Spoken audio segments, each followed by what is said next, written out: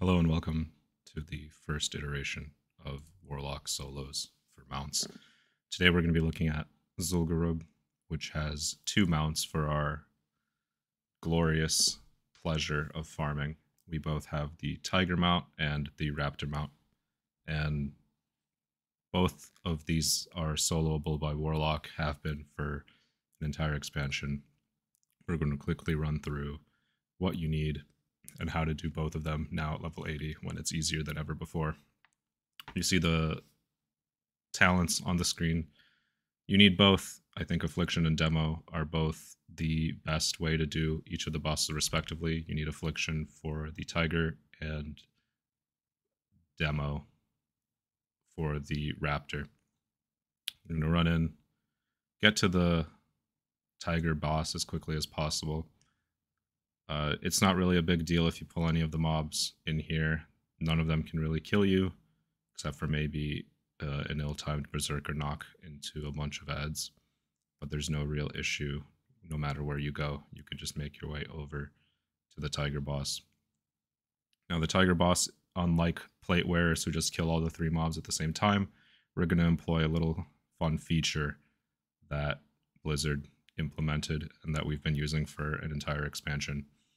You're going to see, first of all, the most important thing is we have to clear out the mobs inside of the arena. If you want to, like before, you can clear out the tigers to the right as well, but it's no longer necessary as we don't have to kite around these axe throwers. You'll see here, full dot one of them. That'll kill. That's enough to kill it. You dot the other one normally. Run around the corner, just dot up all of the tigers, not a big deal. You won't pull the Berserker if you hug that corner. And you can just dot the tigers with Corruption. They will not kill you. You just want to stay out of range of these axe throwers. Comes close, dot it up again, get away out of that Axe Flurry. Axe Flurry is the only ability that has a chance of killing you, but even then, if you have enough Corruption ticks, you can actually just completely last through it. So here we go, finishing off the ads. Everything's corrupted. Everything dies. And now we're ready for the setup on the boss. So we're in Affliction spec and we want to summon an Imp. Add-on didn't work there, but that's no big deal. We use the Imp here because it has the only ranged pull and we want that to create the reset as easy as possible without the pet dying. It is possible with other pets, but I don't recommend it. Now the only thing you want it to do is you want it to be on this side of the pillar, basically in this little indent. It doesn't have to be perfect, but as long as it's to the right of this entranceway and outside, you're good to go. You set it on passive and you set it to stay there. You can kill this cub as well. Now I switch to demon armor just for a little bit more armor in this case, and this is the setup. You're going to stand on this corner, and first I'm going to show what happens in a failed reset. There's two things that can happen. So you're going to target High Priest the Call, and you're going to send in your pet. And then as soon as your pet does the animation for the attack, you're going to set him to passive so that he runs all the way back. So there goes the attack. You recall him, he runs all the way back. Now this is a failed reset. You'll see that the zealots are not aggroed on you. In a successful reset, you will want them to aggro on you. And what that means is you're just a little bit too far. No problem. We just move a little bit forward. We let all of them reset. And we send in the pet again. No problem. You see combat ended. And we run back in. Now, what we're trying to do here is we're trying to desync both the Call and his two zealot lackeys by pulling them outside of the arena where they reset. And conveniently, when you do this twice in a particular order, the boss immediately phases into phase 2. And you'll see here, they are properly aggroed on me. You'll just fang tank this. You'll take a little bit of damage. It's no big deal. Once they run away from you, you'll mount up. The boss will run in. You'll aggro. They'll aggro onto you. And you just straight run out. And that's the whole process. And here you'll see what it looks like on a fail. So you see here, he just runs back. He does not phase. Not an issue. Sometimes it happens, sometimes it doesn't. What it means is you pulled the zealots a little bit too late. The Call had enough time to fully reset. So not an issue, not a problem at all. We just come in there, put ourselves back in the same spot, send in our pet, and we're going to just try this again. Don't be afraid if this takes you a couple of tries. This is an easy boss, and we're just trying to do this as easily as possible without having to waste any consumes, any resources, and be as safe and consistent. So the pet comes in, he does his attack, we send him back. You'll see we have aggro on both of the zealots.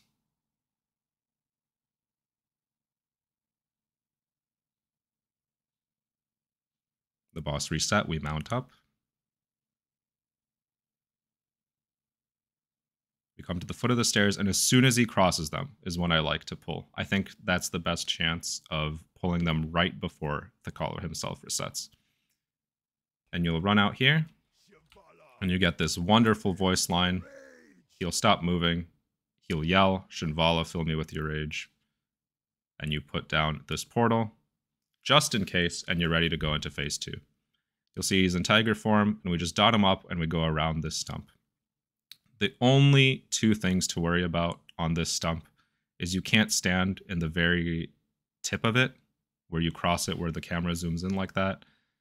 If you stand there, he will evade bug, and he can reset, so just make sure you're running fully around each side. You don't have to worry about him hitting you too much. The attacks don't do that much damage. You can face tank a couple. The only other issue is force punch, where he'll wind up a punch and then just smack you and displace you. If he does that when he's on the right side and you're on the left, there's a chance that he knocks you off the edge, which is a little bit scary, which is why we set up the portal there. So just in case something happens, we can always port back up. And you'll see basic affliction things. You can get 1 tick of your drain every time, and bada bing, bada boom. That's 10 push-ups to do for killing that boss.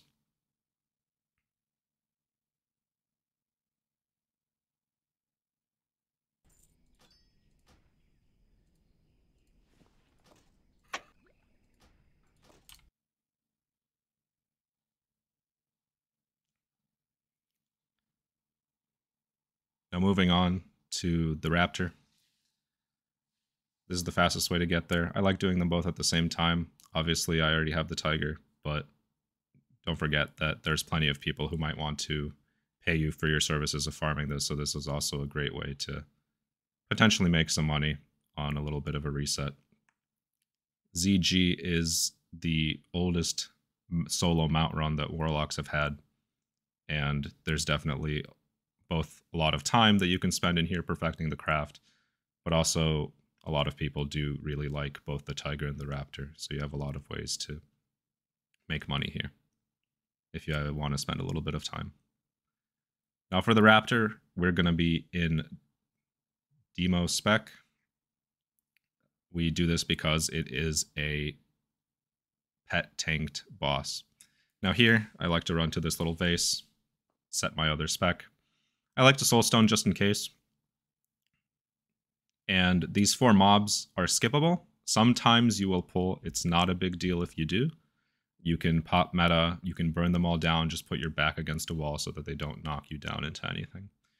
I don't recommend summoning the pet just in case the pet pulls, but here you see I managed to run through it, no problem. We run here and we'll run straight to this corner, which is where our pet will be tanking the boss. We're going to set everything up. Full mana consumes. This boss is slow. There's not a lot you can do while you're waiting for the pet to generate enough aggro for you to actually damage the boss. So you're just actually funneling health into him and keeping his enrage up. But we will see how to do that in the safest way possible. There are some pitfalls here, some things to be aware of. But we'll start the boss by killing the speaker. And we'll let Ogon and Mandakir run at us. We'll send our pet in so that he cleaves both of them and pulls aggro on both.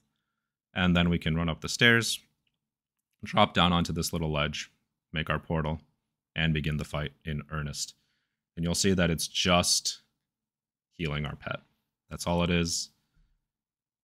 I have my threat meter on the right, and you just want to make sure that you stay under that for both him and the raptor. If you pull aggro, they're going to teleport you down, which is why we have this portal set up. If they ever pull you down, you want to shatter immediately, portal back in that order. And there's only two things to look out for. You really don't want to be continuously casting, especially when he's looking at you. Healing is okay. I have found that it doesn't really affect it. Otherwise, he can put a Mortal Strike and Sunders on your pet.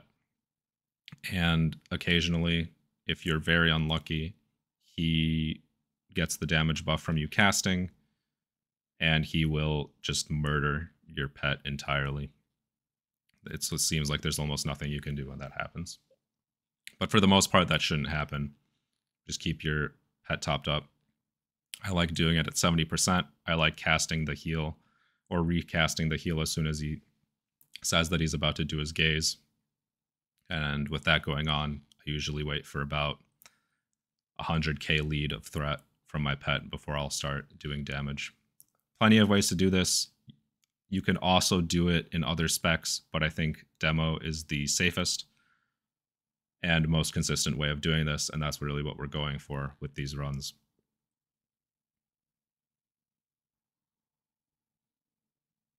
Skipping ahead a little bit, you can see we have a nice big threat lead on our pet. We can just pop off, go into the boss. He's at around 55% when we started that. One thing to keep in mind, again, is obviously don't go over on threat. Make sure that while you're pumping damage into the boss, you're not losing your pet. It's really hard, especially as demo, because your damage heals the pet, which is something to be aware of. Another thing to keep in mind is that if the raptor dies, he does do a little bit more damage for a time being, but it is nothing that you can't heal through. You just have to be mindful of that in case you, for some reason, kill the raptor first, but that really should not happen unless you've mistargeted your abilities. So here we go, just finishing that off. We really aren't going to overtake on threat, and even if we come close, we still have Shatter to get rid of all of our threat. That's Mandakir down. You finish off the raptor, you jump down, and happy hunting. If you liked what you saw here, keep in mind that there's 2 more coming for the other 2 solos that are available to us Warlocks at this time for mounts. Both Karazhan and Magister's Terrace Heroic. Thank you so much for watching, and good luck.